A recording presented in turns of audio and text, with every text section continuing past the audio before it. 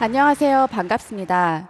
저희가 제안하는 두 번째 성장 공식은 스타트업보다 스케일업에 투자하자입니다.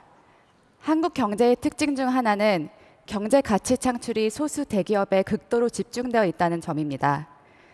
2025년 기준 자산 5조 원 이상 대기업은 92개에 불과하지만 이들의 매출 규모는 GDP의 79%, 상위 5대 그룹만 해도 40%에 달합니다. 이는 한국에서 중소기업이나 개인기업의 경제적 비중이 그만큼 작고 기업이 성장하기가 어렵다는 사실을 보여줍니다. 한국에서 창업도 어렵지만 성장은 더 어렵습니다. 1998년 이후 적어도 벤처기업으로 인증받은 기업 약 13만 개 중 연매출 1조 원을 넘긴 기업은 단 25개, 전체의 0.02%에 불과합니다. 기업이 성장하기 위해서는 오랜 시간 지속적인 투자가 필요합니다. 나무처럼 처음엔 작은 자원으로도 자라지만 커질수록 꾸준한 역량 공급, 즉 자본이 필요합니다. 이 점은 글로벌 기업들의 사례에서도 확인할 수 있습니다. 엔비디아 5년, 넷플릭스 6년, 아마존 9년, 쿠팡 14년, 테슬라는 17년 만에 흑자를 냈습니다. 즉 창업 자금보다 더 중요한 것은 성장 단계의 투자입니다. 하지만 한국의 자금은 창업기에 집중되어 있습니다. 2024년 우리나라의 벤처 캐피털 투자 규모는 약 12조 원, 미국은 그 25배, 약 300조 원에 달했습니다. 더 중요한 차이는 어디에 투자하느냐에 있습니다. 미국의 경우 전체 투자 중 스타트업 단계의 34%, 스케일업 단계의 66%가 투자되었습니다. 반면 한국은 정반대입니다.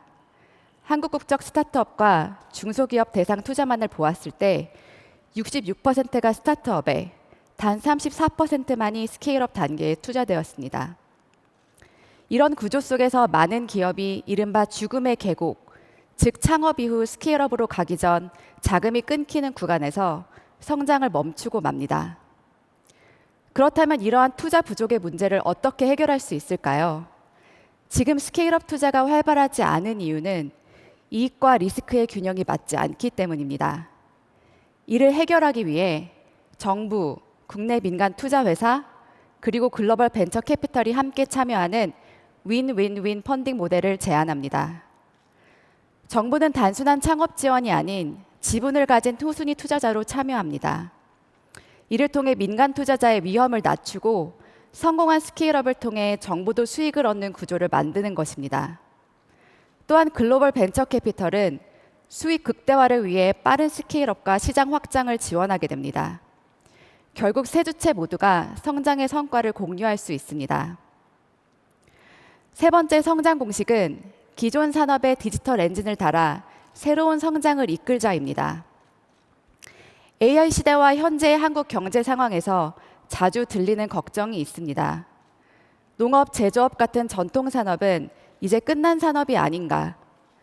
의료나 공공 서비스 같은 분야에 투자하는 건 밑빠진 독에 물 붓기 아니냐? 그렇지 않습니다. 오히려 기존 산업의 기술을 접목시켜 새로운 성장을 이끌어낼 기회가 있습니다. 2023년 기준 전 세계 농산물 수출 1위는 미국, 2위는 브라질, 4위는 중국입니다. 그런데 3위는 의외로 인구 1,800만 명, 국토가 한국의 40%에 불과한 네덜란드입니다. 네덜란드 농업의 성공의 비밀은 네덜란드 농업이 더 이상 전통 산업이 아니라는 것입니다. 로봇, 드론, 인공지능, 재생에너지 등 첨단 기술이 결합된 테크 산업입니다. 그 결과 물 사용량을 최대 90% 절감하고 재생에너지로 에너지 소비를 50% 줄였으며 인공지능으로 최적 수확 시점을 예측하며 농업에서 새로운 부를 창출하고 있습니다. 의료 서비스도 기술을 접목하면 달라질 수 있습니다. 8만 명의 의료진 및 직원을 보유한 미국의 대형 병원 체인 중 하나인 클리브랜드 클리닉은 AI 데이터 기업 팔란티어와 협업해 변화를 만들었습니다. 병원의 운영, 진료, 인력 정보를 통합해 실시간 데이터 기반의 의사결정으로 바꾼 결과 추가적인 설비 투자 없이도 입원 가능 병상 수를 10% 늘리고 입원 대기 시간을 20% 단축했습니다. 무엇보다 중요한 건 의료 서비스의 질이 높아지고 환자의 퇴원 시간까지 단축되었다는 점입니다. 네 번째 성장 공식은 우리가 직면한 어려운 문제를 풀기 위해서 다양한 시선을 가진 최고의 팀을 만들자입니다. 인공지능 혁명처럼 예측하기 어려운 시대에는 소수의 천재보다 서로 다른 배경과 사고를 가진 사람들의 협력이 더 큰 힘을 냅니다. 세계적인 복잡계 연구자인 미시건대 스콧 페이지 교수는 이를 다양성 보너스라 부르며 이렇게 말합니다. 영상으로 만나보시죠. So when you think about a standard complex problem, typically that means that it's incredibly high dimensional and there's lots of kind of interdependence between the attributes of the problem. And what that means is it's probably like almost too large for any one person to see the entire thing. We tend to think, let's get kind of like a group of really the smartest people, and they're going to kind of be better than a diverse group. When would it be the case that the best team consists of only kind of the best individual performers? Is if you're doing like a 4x100 meter relay race, then the best team will be the best individuals. But outside of that, the best team is almost always going to be diverse. You want people who think about the problems in different ways. Right? If I'm building a giant bridge, I wouldn't want a whole bunch of people who'd only worked on one bridge, on the same bridge. I'd want people who had experiences with different bridges. I'd even want people who worked on projects that went horribly over budget, like the Big Dig in Boston. 어려운 문제일수록 다양한 배경을 가진 사람들이 필요하다는 사실은 노벨상 수상자들의 이력을 봐도 알 수 있습니다. 노벨 경제학상 수상자 중 적어도 19명은 경제학 전공자가 아니었고 최근 8년 동안 노벨 화학사 수상자 22명 중 절반 이상이 화학 전공이 아니었습니다. 예를 들어 작년 노벨 화학상 수상자인 우리에게는 알파고의 창시자로 더 익숙한 데미스 하서비스는 신경과학과 컴퓨터 과학을 전공했습니다. 그렇다면 이런 다양성을 가진 최고의 팀은 어떻게 만들 수 있을까요? 첫째, 같은 학문이 아닌 연관 분야의 전문가를 영입하는 것입니다. 구글과 메타는 인류학자들을 채용해 기술이 인간의 삶에 미치는 영향을 고려합니다. 둘째, 소속을 넘는 협력입니다.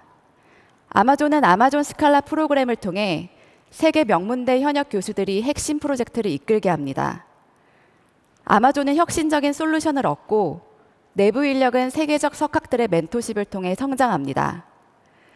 중국도 세계의 석학들을 중장기적으로 초청해 학생들을 가르치고 젊은 교수들과 공동 연구를 하는 제도를 만들었습니다. 그 결과 그때 강의를 들었던 학생들이 지금은 세계적인 연구자로 성장했고 중국의 대학들은 세계 정상급 대학으로 도약했습니다. 이런 시도들과 비교해 보면 한국의 현실은 다소 다릅니다.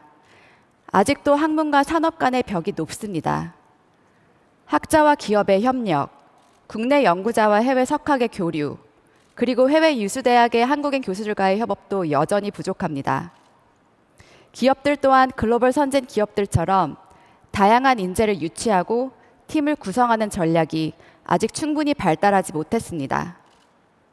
그러나 불확실성이 크고 난이도가 높은 문제일수록 필요한 것은 최고의 능력을 가진 한두 명이 아니라 서로 다른 배경과 시각이 모인 팀의 힘입니다. 여기까지 저희가 제안하는 성장 공식 중 4가지를 말씀드렸습니다. 이 공식들이 성공한다면 우리 경제의 파이를 내실 있게 키우며 양적 성장뿐 아니라 유연한 확장성과 공동 진화를 통해 급변하는 환경 속에서도 지속 가능한 성장을 이룰 수 있을 것입니다. 한국 경제를 이끌어온 제조업, 농업, 의료, 교육 등 기존 산업이 미래 기술과 결합해 새로운 활력을 얻게 될 것입니다. 그 결과 성장에 기여하는 기업과 주체가 더 다양해지고 유망한 중소기업들이 대기업과 함께 한국 경제의 새로운 성장을 이끌게 될 것입니다. 이것이 바로 우리 모두가 바라는 대한민국의 미래가 아닐까요? 감사합니다.